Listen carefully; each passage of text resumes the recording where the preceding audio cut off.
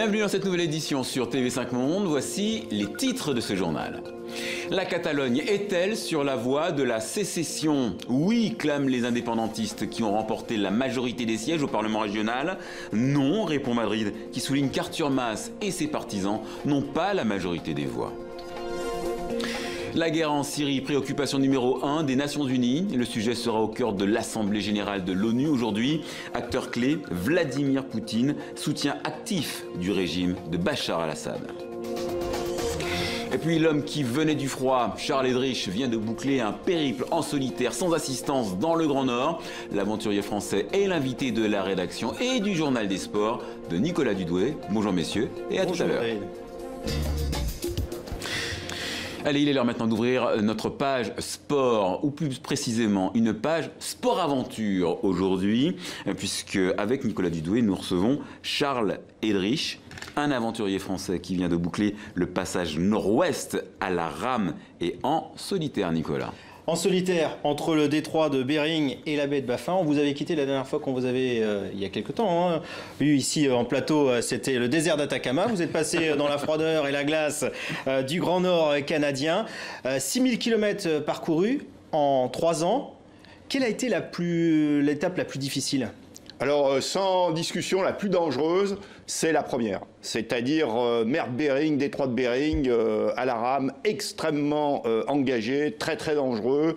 Des coups de vent, des tempêtes. J'ai eu un coup de vent jusqu'à 90 km/h. Oui, parce qu'il y a des grandes falaises et on appelle ça des catabatiques, c'est ça ? Voilà, en plus risque. Coup de vent. Voilà, donc là c'est danger terrible.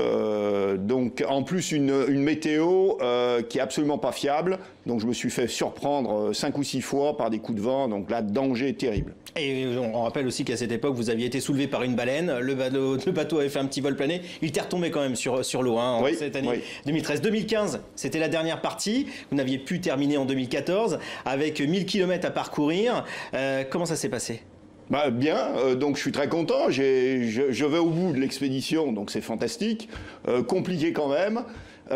Donc j'ai été attaqué par exemple par un ours. Oui. Ça date d'une quinzaine de jours. Donc ça, vous nous l'avez raconté sur ce voilà, bon, ça c'était quand même pas prévu au programme. En plus je me suis fait surprendre. Même sur la fin, j'ai eu quelques péripéties. Mon bateau a pris feu. Donc 15 km avant l'arrivée. Et même une fois arrivé, encore quelques péripéties. Mon fusil qui était à l'intérieur, j'avais une balle dans le canon. Donc comme il y avait des enfants, les Esquimaux qui étaient autour du bateau, donc je me dis bon je vais ranger le fusil, je touche la crosse et le coup part et fais un trou dans le bateau, heureusement donc avec le canon dirigé vers le bas. Ouais, vous avez vraiment eu beaucoup de chance, mais vous n'avez peur de rien. Le détroit de Bello, c'est le principal détroit que vous avez eu à passer durant ces 1000 km. C'est quoi? C'est une sorte d'intestin du Grand Nord? C'est, disons, un passage extrêmement étroit entre des falaises, 20 km de long. Oui. Donc c'était vraiment un point clé. Je m'engage avec du vent de face, du vent léger mais du vent de face, donc c'était extrêmement aléatoire. Je passe, bon j'avais pas tellement de choix parce que les prévisions météo sur les 5-6 jours à venir étaient très mauvaises. Donc il fallait que j'y aille, je passe 36 heures à la rame pour arriver à passer, et en plus des courants terribles sur cette zone. Jusqu'à 20 km/h. Donc à un moment, je suis pris sur un tapis roulant, le bateau qui part dans tous les sens. Donc voilà, et puis ça me pousse dehors, et puis je sors au bout de 36 heures. Est-ce que vous avez peur quand vous parcourez comme ça, c'est le Grand Nord, l'Alaska, les ours, les baleines, le fait que rien ne soit prévu, que ce soit la peur presque permanente? Alors,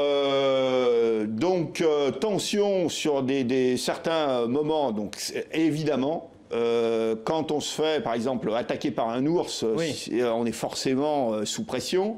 Maintenant, il faut faire avec. Moi, je suis absolument pas motivé par le danger, mais ça fait partie... Alors, qu'est-ce qui vous motive? Pourquoi vous partez comme ça à l'aventure? Alors moi, c'est la compétition, c'est le sport. Ça paraît peut-être très étonnant. Je suis passionné de tennis.